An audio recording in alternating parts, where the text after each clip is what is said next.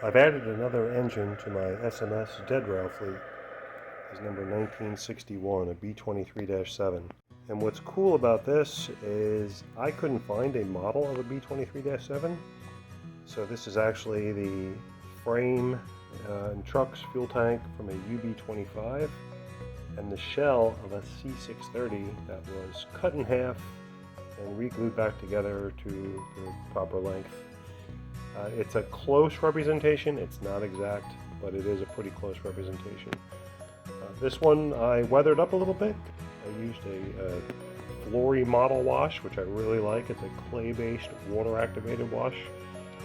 So it just brushes on or sprays on, and then you wait for it to dry. I waited 24 hours, and you wipe away what you don't want. And what is left looks pretty good for a nice light weathering. I wanted to get the panel lines darkened and some dust up on the fuel tank and the trucks.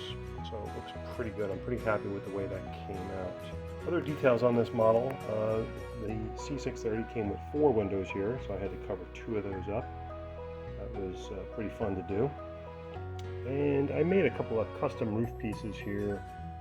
The model didn't have those, and yet the B23 at SMS does. You notice this roof looks a little different. I would have thought, from the ground looking up, that the roof was blue just like the rest of the engine, but it's not. It's actually, I was told it was black, but I guess it's weathered to gray, so I painted it gray, just like the prototype.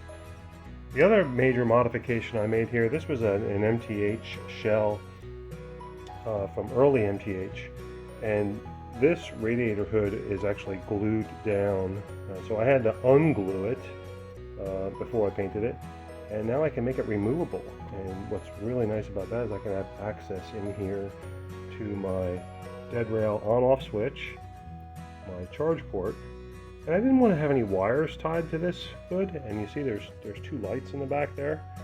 So I used an MTH connector, but I put it up here and made a connection on the hood here. You'll also notice on the bottom of the hood here are some magnets. That's what holds the hood in place with these metal pieces right here. So it's just secure enough that it's not going to go anywhere, but it's also easy to remove to turn the engine on, off, or do my charging. I fixed the pilots and I put on Katy couplers because I like doing that to my equipment.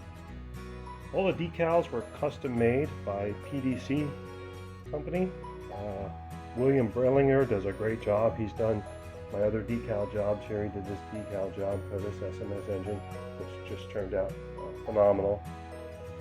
Can't thank him enough for the work he did on that. So I'm really happy with the decals that came out here. This engine, like my others, is a battery powered, and it's controlled with Blunami.